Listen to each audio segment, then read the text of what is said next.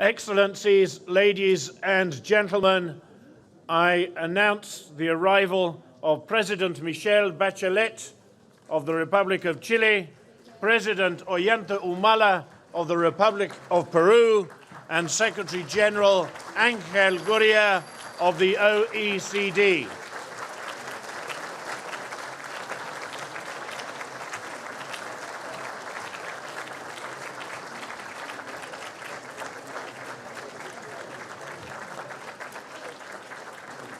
The ceremony for the launch of the OECD Latin America and Caribbean Regional Program will now commence.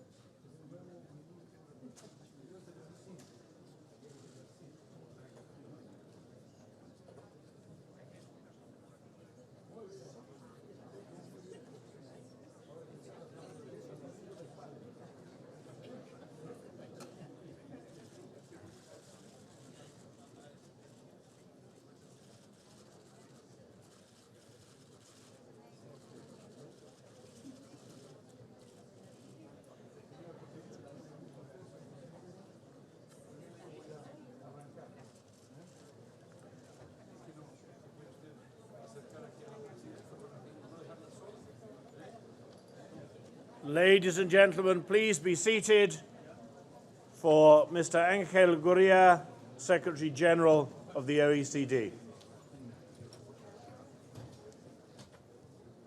Oops. Guarda esto.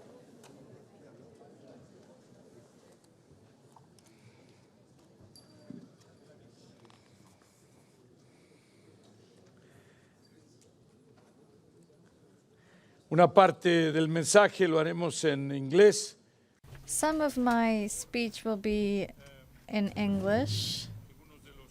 So if any of our guests need to listen to the Spanish interpretation, they should put their headsets on.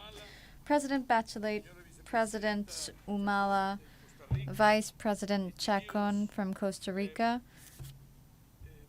honorable ministers, ambassadors from Latin America and the Caribbean, representatives from international organizations. Nowadays in Latin America, I don't think anyone is doing much work because all of you are sitting here. Enrique Iglesias is over there. Everyone is here in Paris. Welcome. Alicia, Luis Alberto, Rebecca, Enrique, all of you are here with us on this very special occasion. representatives from OECD and partner countries, amigos y amigas, chers amis, dear friends, it is my great pleasure to welcome you all to the OECD to launch together the new program for Latin America and the Caribbean. Bienvenidos a su casa. The political decision by OECD member countries to create this program recognizes the mutual benefit of our long-standing cooperation, and it elevates it to a higher level. On the one hand, it responds to a growing interest from countries in the region to engage more effectively and more actively with the OECD, just at a time when good policy choices are more important than ever. President Bachelet once defined the OECD as the house of best practices. Already, it's only been a day you've been here, President. We've already quoted this 3 times, and still we're not paying you any author's rights for this.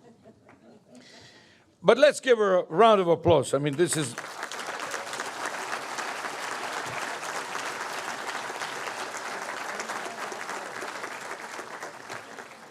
So it is natural that this OECD expertise is distilling best policies and is being increasingly sought after.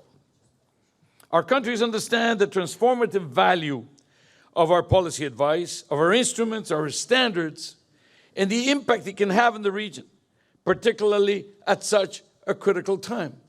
We don't forget that our region right now is flat in terms of growth and has had a bad year last year and is only struggling to come out of negative numbers on average.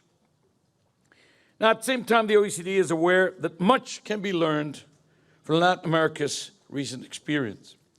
The first years of the 21st century saw great economic and social progress in Latin America and the Caribbean.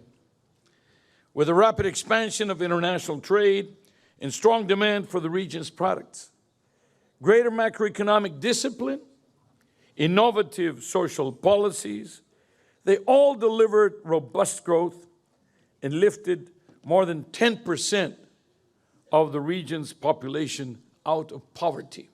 You're talking about tens and tens of millions of people here.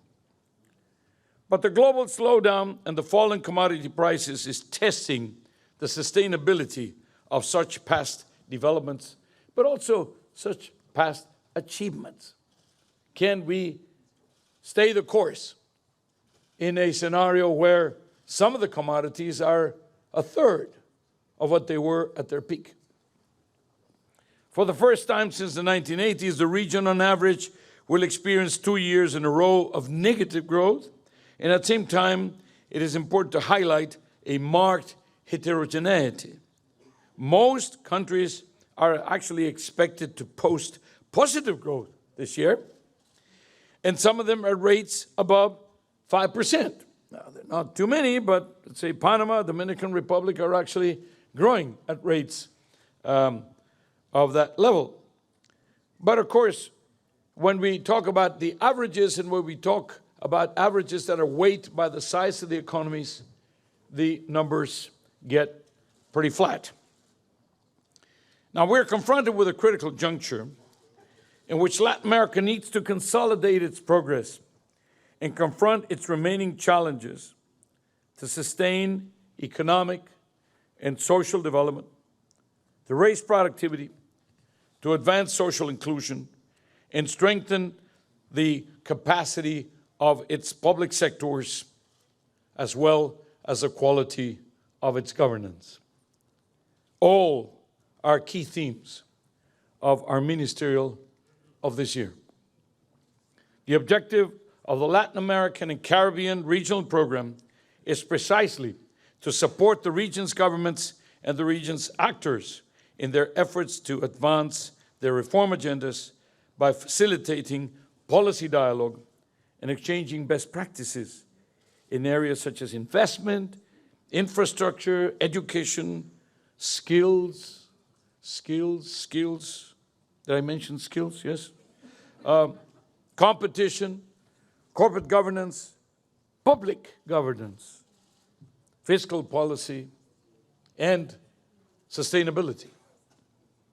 Now, the program aims as well at enriching our organization's own work with the perspectives from Latin American and Caribbean countries, enhance the partnerships we have built over years with regional organizations, many of them here today, and contribute to the region's implementation of the 2030 Agenda for Sustainable Development.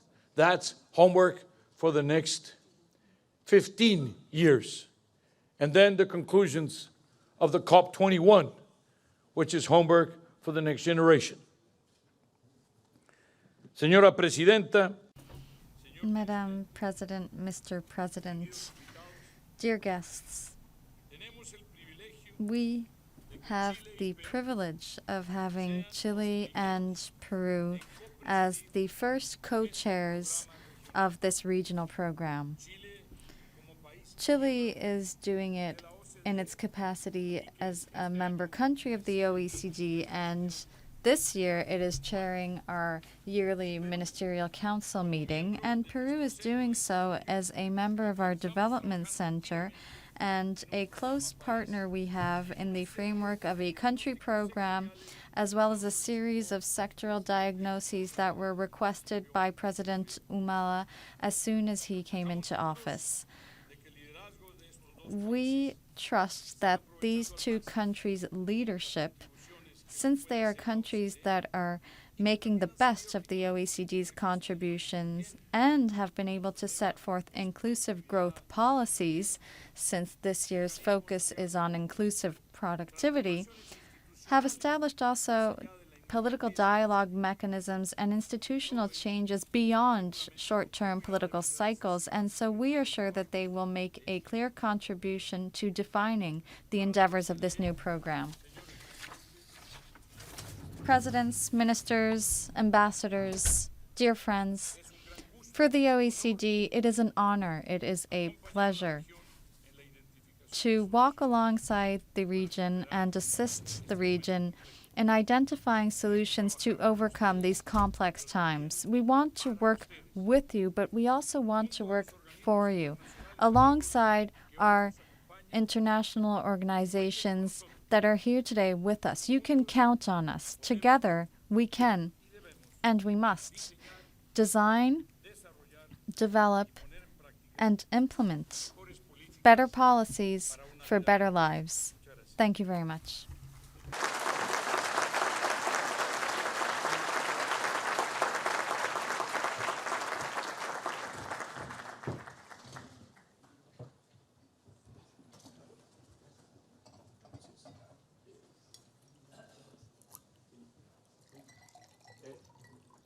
ahora ya me convierto en maestro de ceremonias. I will now become the master of ceremony here.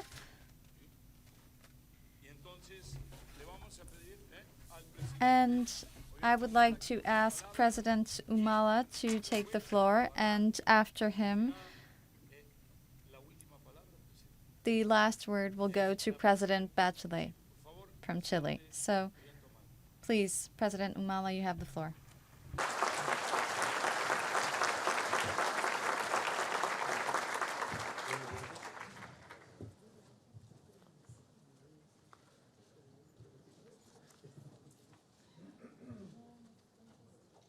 Señor Secretario.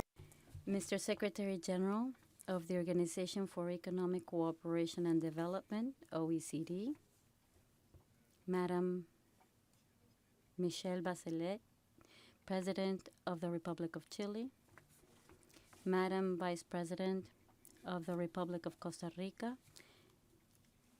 Ministers of State, representatives of multilateral organizations, development agencies, ladies and gentlemen.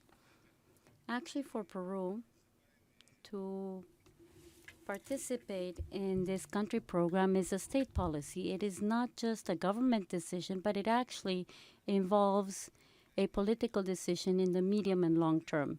It is for this reason that I speak about this quite naturally when my administration is coming to the end of its term, and we will soon be handing off the administration to the next government. We will continue to drive good policies and the development Peru needs, as well as all the Latin American region.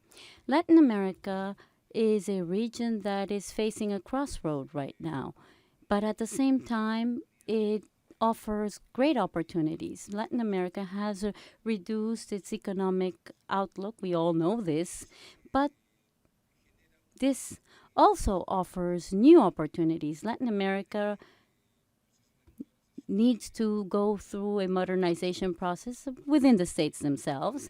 It requires a comprehensive development vision that needs to go hand in hand with the respect to the environment and social inclusion policies as well. In these few minutes that I have been given, I would like to mention that we have moved forward on all these subjects in Peru. We have been able to establish and consolidate a social policy, and growth goes hand in hand with social inclusion. With Michelle and Angel, we were just discussing about how important economic growth is. But we were also saying that economists know about economy, but they don't know about everything. And why do I say this? Because economic growth is not enough to achieve development within a country. What is important is the way we distribute our resources. And this is why I was telling them that that was my very first battle as the president of Peru. We had the budget, the national budget, and at the end of the day, this is just a proposal, a political proposal, the national budget. And I would like to tell you that in that first battle, we managed to overcome institutional bureaucracies, the technocrats that were only focusing on growth, and they believed that was the ultimate goal. But actually, growth is just a means to achieve development. In Peru, we have managed to articulate two strong instruments to continue reducing poverty while the rest of the region, is not reducing poverty. Instead, poverty is increasing. However, Peru continues to reduce poverty because we have economic growth that is tied to distribution or social distribution. Also, Peruvians have learned that there are some subjects in which we cannot have ideologies, and this is macroeconomics. We need to have fiscal discipline in order to look at the long term and to be able to instill trust among others. When we follow the ideology is in the distribution of that revenue. What we do with our surplus greatly depends on the kind of ideology we follow. So beyond any kind of discussion we may have in Latin America between left and right wing, we have focused towards those that are on the bottom, those that require the state to accompany them in their development process.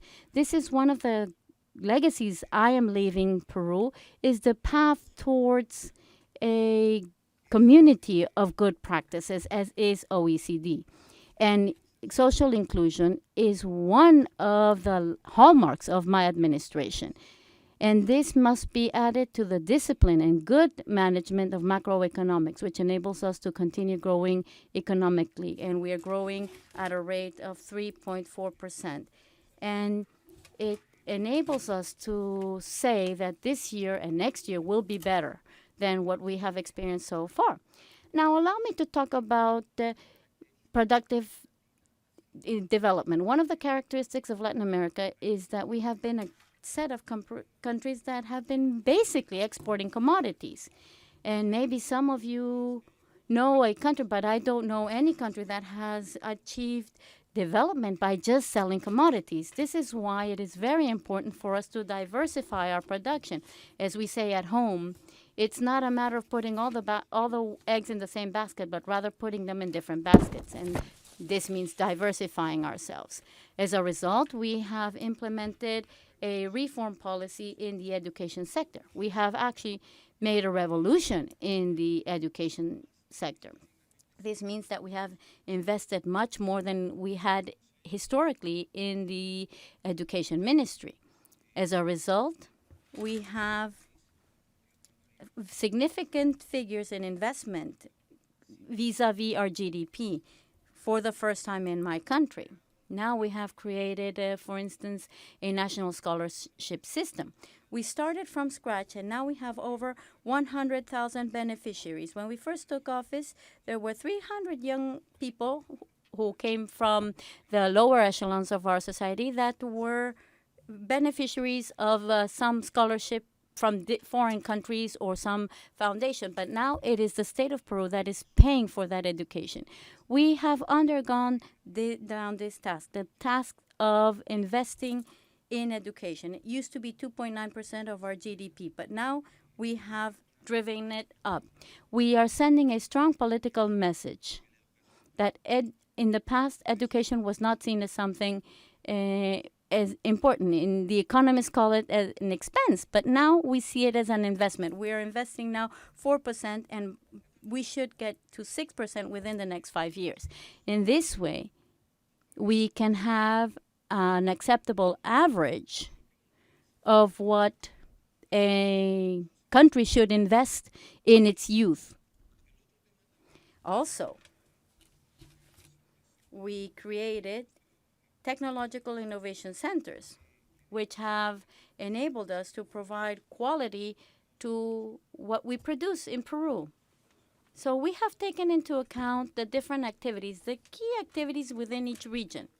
And we have placed a technological center there so that whatever they produce it with quality. At the end of the day, that will make their products more marketable in the international markets. Today, we know that the key market barriers are not tariffs. That was in the past. Nowadays, perhaps the strongest barrier is the quality of the product. This is why we need to become more competitive. We are competing not only among ourselves in Latin America, but Latin America is also competing in this bigger world. We are joining other spaces such as APEC, the Trans-Pacific Partnership, among others. And in Latin America, we are coming together, such as the Alliance of the Pacific. Chile, Mexico, Peru, and Colombia have come together in order to join forces, to join efforts so that we can be active and significant partners of our larger international community. And another important subject is modernizing the state. Peru stopped being a poor country. Now it's a medium-income country, but this doesn't mean that there are no poor people at home. Of course there are poor people at home. There is still inequality.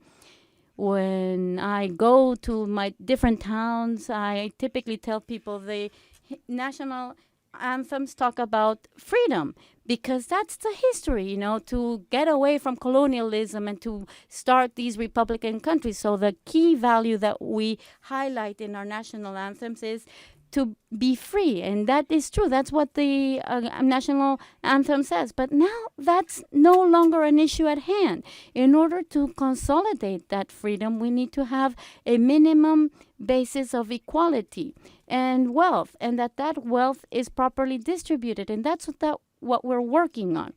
To stop being a poor country not only means having more money in our pockets, in our wallet, in the bank.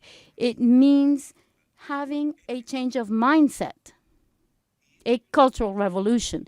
As a result, we are now focusing on the country program of OECD because we want to change our mindset. We want to be more modern, going beyond the past by implementing good practices, by instilling trust, and that we can join the private and public forces together and to continue working so that we can advance together and provide better livelihood to our citizens. Because at the end of the day, we all wish to arrive to that point, the human being and families. That's what we're focusing on. And I think that this path that Angel generously has set for us, he has opened the doors. I hope he doesn't close the doors for us, and we will continue down that road. Thank you very much.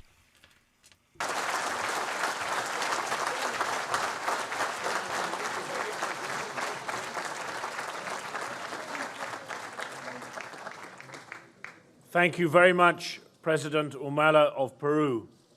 We now turn to a keynote address to mark the launch of the OECD Latin American Caribbean Regional Program by Her Excellency Michelle Bachelet, President of the Republic of Chile.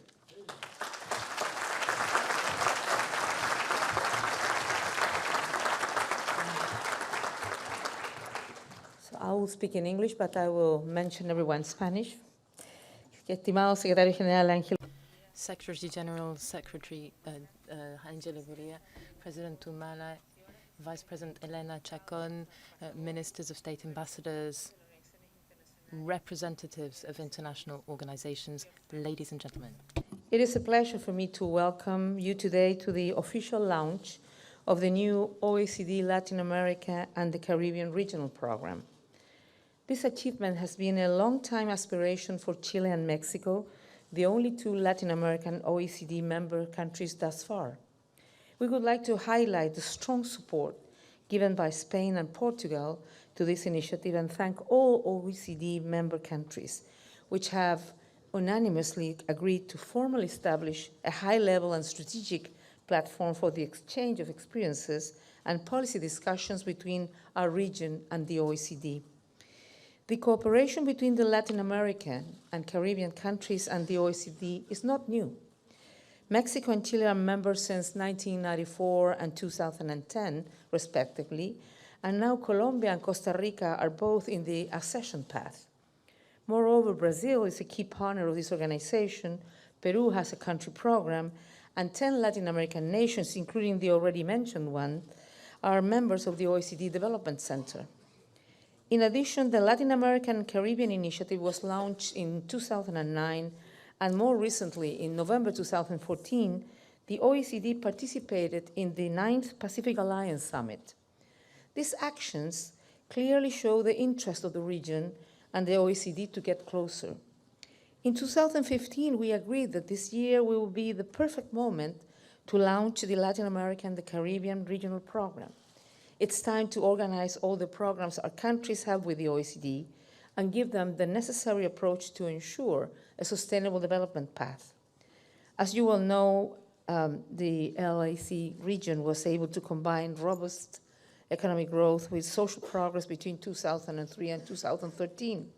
More than 10% of the region's population was lifted out of poverty. But after a full decade of rapid growth and important progress in reducing poverty, in 2014, due to the end of the commodities boom, our region grew less than the average of the OECD countries, and this trend continued in 2015. We know that Latin America needs to boost growth in order to keep reducing poverty, which still affects 28% of its population. But it also requires growth with better policies, structural reforms, and a sense of environmental awareness. We need to reduce the levels of inequalities in the region. Latin America remains as the most unequal region in the world. Thus, our countries should aim at increasing productivity while ensuring social inclusion in order to recover high and sustained growth. To complete this picture, in addition to the challenges of productivity and social inclusion, we need strong institutions and good governance. We have gone far in terms of democratization, but our citizens demand more transparent and innovative institutions. In some cases, these demands have evolved at a faster pace than the response of government, posing an important challenge in terms of institutional reform and improving government practices.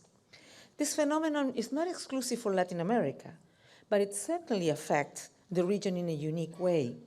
For our countries, the OECD is a key partner that promotes inclusiveness as a strategic element by proposing policies to provide equal opportunities for all and reduce inequalities of income, gender, or race.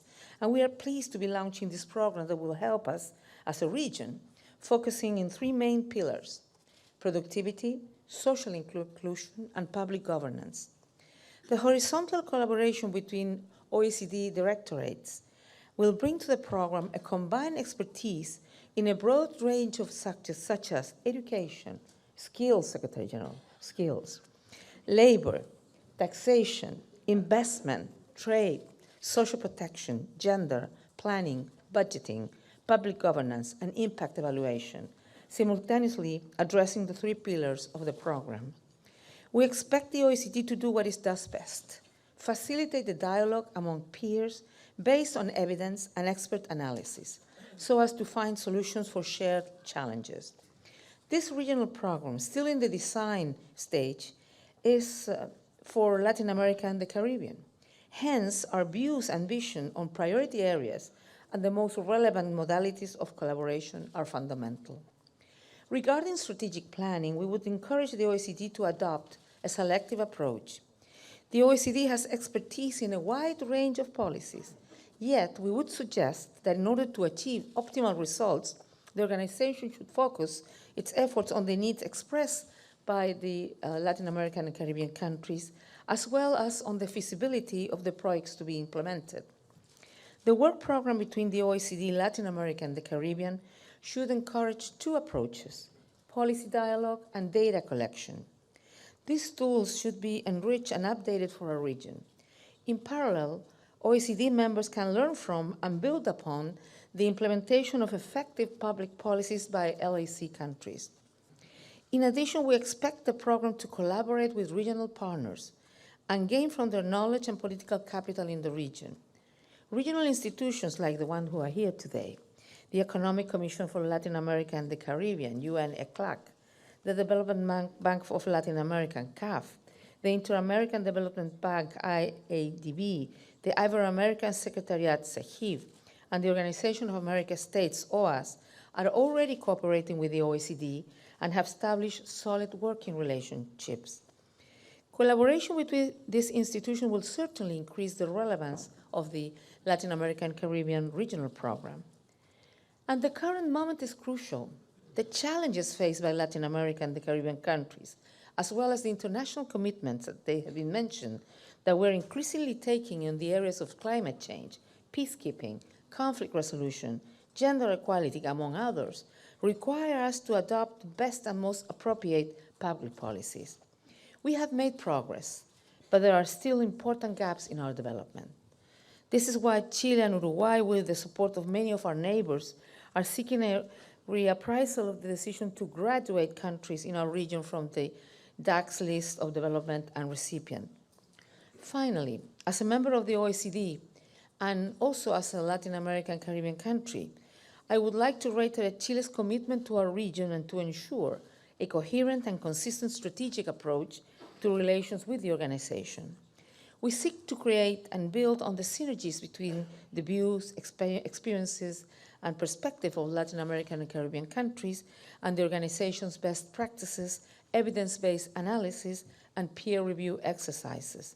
Chile is ready to continue working in this direction and to co-share with our friends from Peru the LAC program with this aim in our mind. Thank you so much.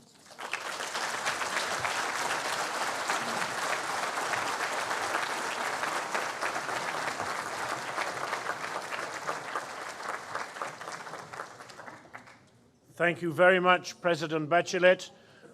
Would you please remain seated whilst the representatives of the other countries, ministers, their excellencies, come onto the stage for their team photograph. Ladies and gentlemen, please come on stage, those of you who are in the picture.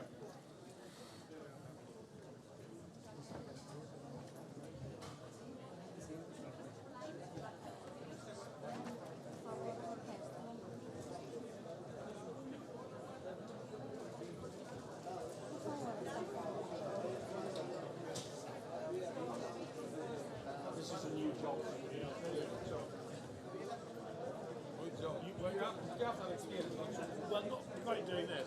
You've got to stand at the back. Everybody's going to squeeze in. Hi, how are you?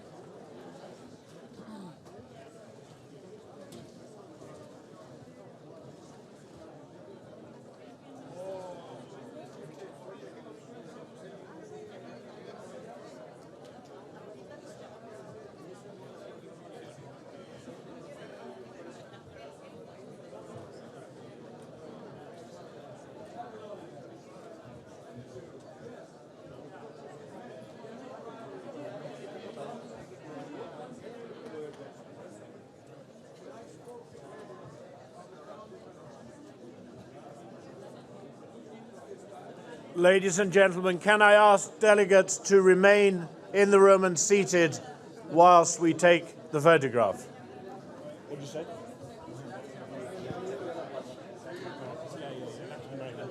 I assume they've been told. Okay. José Antonio. Okay. Para aclarar la cosa. To make things clearer, this is only for Latin American country ministers, please, this photo. Thank you. Okay. This photograph is for ministers of Latin American countries only.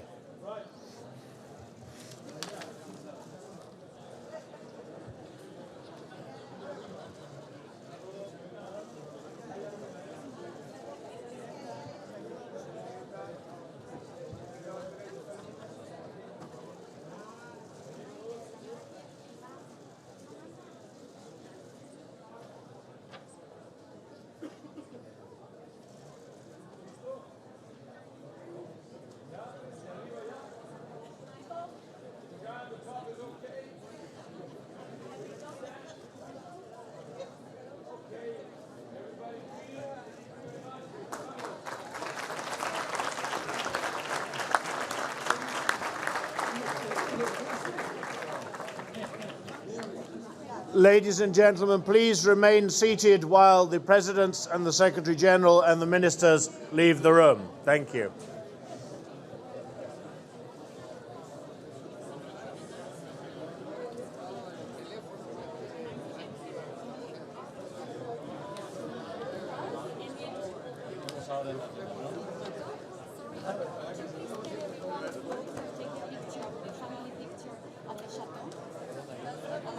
Everyone. Who's everyone?